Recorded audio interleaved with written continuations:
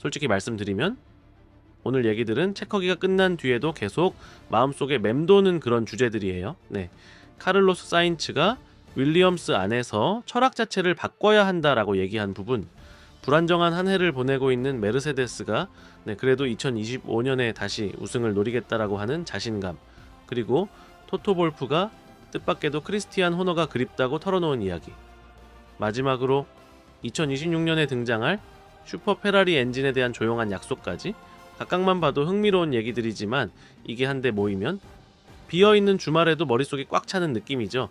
이런 깊이 있는 분석이 궁금하시다면 끝까지 함께 해주세요. 좋아요와 구독도 부탁드리고요. 항상 그렇듯 모든 출처는 설명란에 있습니다.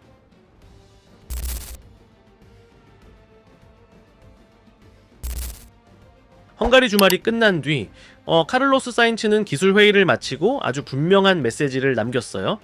올해의 이 풀브살칠은 직선이 길고 코너가 짧은 서킷에서는 빠릅니다. 하지만 바르셀로나, 부다페스트, 카타르처럼 긴 방향의 코너나 연속 코너가 많은 곳에서는 다운포스가 떨어지고 차가 쉽게 불안정해진다는 거죠. 사인츠 말로는 이건 새삼스러운 문제가 아니라고 합니다. 윌리엄스가 몇 년째 안고 있는 특성이에요. 그래서 그는 2026년에는 차의 설계 철학 자체를 바꿔야 한다라고 보고 있습니다.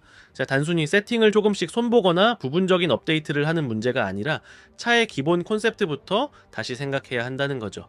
올해는 이미 개발이 동결된 상황이라 드라이버 피드백이 주말 트랙 세팅을 조정하는 데만 쓰이고 있습니다. 그래서 사인츠는 남은 시즌 동안 안정적인 세팅을 유지하고 깔끔한 경기마다 최대한 성능을 끌어내는 데 집중할 계획입니다. 흥미로운 점은 사인츠가 들어간 팀은 그 다음 해에 성적이 크게 오르는 경우가 많다는 겁니다. 그는 르클레르나 러셀만큼의 순수 스피드는 없을지 몰라도 레이스, 읽기, 전략, 방어와 공격의 꾸준함, 그리고 팀 발전을 돕는 기술적인 소통 능력에서 강점을 보여왔죠. 2026년 윌리엄스는 다시 메르세데스 엔진을 쓰게 됩니다. 여기에 사인츠의 경험과 날카로운 분석이 더해진다면 다양한 서킷에서 경쟁력 있는 차를 만들 수 있을까요? 부다페스트에서는 13위에 머물렀지만 그는 꼭 바꿔야 할 것이 무엇인지 확실히 알고 있는 듯 했습니다.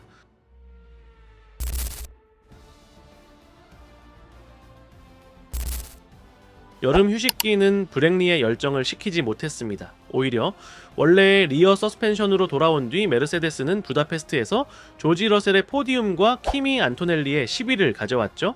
겉으로 보면 큰 성과는 아니지만 올해처럼 기복이 심한 시즌 속에서는 아직 우승을 노릴 힘이 남아있다는 신호처럼 보였습니다. 트랙 엔지니어링을 책임지고 있는 앤드루 쇼블리는 단도직입적으로 말했어요. 이몰라에서 투입했던 개량 서스펜션은 실수였다고요. 예상했던 속도 향상은커녕 오히려 드라이버들이 고속 코너에서 느끼던 자신감을 빼앗아 버렸다는 겁니다. 러셀과 안토넬리는 진입, 코너링, 탈출, 각 구간마다 차가 제때 반응하지 않아 마치 한 코너 안에서도 3번의 다른 난관을 겪는 기분이었다고 했죠. 예전 설정으로 돌아오자 자도빌루닝은 다시 안정감과 예측 가능성을 되찾았습니다. 파일럿과 엔지니어에게 이 두 가지는 순수한 마력만큼이나 중요한 자산이죠. 물론 여전히 온도나 바람 변화에는 민감하지만 적어도 다시 쌓아 올릴 수 있는 튼튼한 기반을 마련한 셈입니다.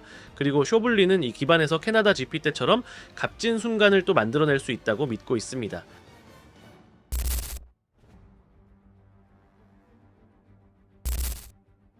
이런 기술적 변화의 한가운데서 토토 볼프는 올 시즌을 조금 다른 분위기 속에서 보내고 있습니다.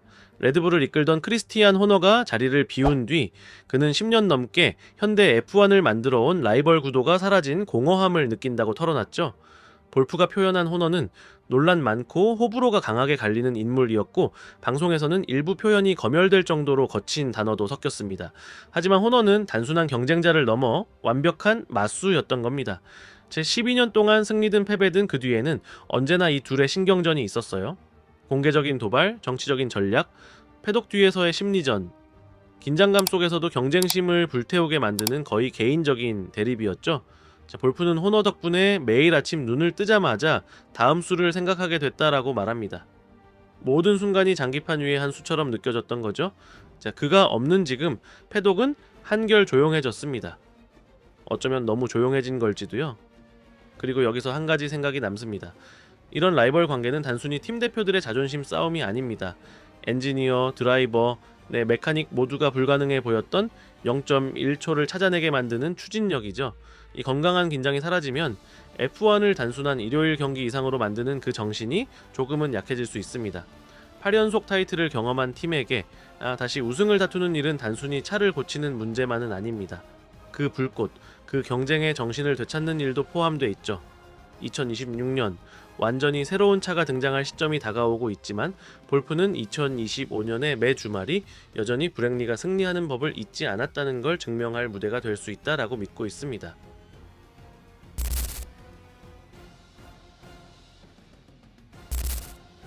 패독에서 많은 이야기가 공개적으로 오가는 가운데 페라리는 다른 길을 택했습니다. 바로 침묵이죠.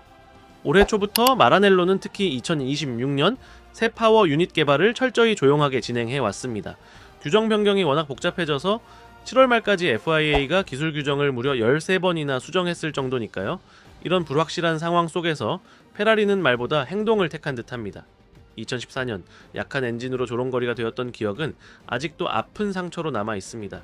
그래서 프레데릭 바서르는 엔리코 과르티에리가 이끄는 엔진 부서를 그대로 유지하며 단 하나의 목표를 세웠습니다. 모두를 놀라게 할 결과물을 내놓는 것. 이탈리아에서 들려오는 소문에 따르면 메르세데스의 버금가는 성능을 낼 슈퍼 엔진을 준비 중이라고 합니다. 하지만 파워만큼 중요한 게 바로 공기역 학이고 패독의 일부 엔지니어들은 새로운 규정을 해석하는데 이 부분이 승부처가 될 수 있다고 말하죠. 이 무대 위에서 루이스 해밀턴과 샤를 르클레르는 같은 배를 타고 있습니다. SF26은 두 드라이버 중 누구를 위해 맞춤 설계된 차가 아니라 새 규정을 최대한 활용해 0.1초라도 더 끌어내기 위해 만들어진 차입니다. 즉 드라이버가 차에 맞춰야 하는 구조죠. 현대 F1에서는 개인의 재능이 결과로 이어지려면 그 재능을 뒷받침해줄 장비가 반드시 필요합니다. 그리고 그 완벽한 만남은 점점 더 드물어지고 있죠. 페라리가 18년의 우승 가뭄을 끝낼 수 있을까요? 매년 낙관적인 소문이 나오지만 진짜 답은 2026년 첫 주행에서 차가 트랙에 나와야만 알 수 있습니다. 만약 지금의 침묵 속에 숨겨진 묘수가 있다면 다음 시대는 날아오르는 말이 그 어느 때보다 크게 울부짖으며 시작될지도 모릅니다. 그렇지 않다면 긴 기다림 속에 또 한 장면이 될 뿐이겠죠.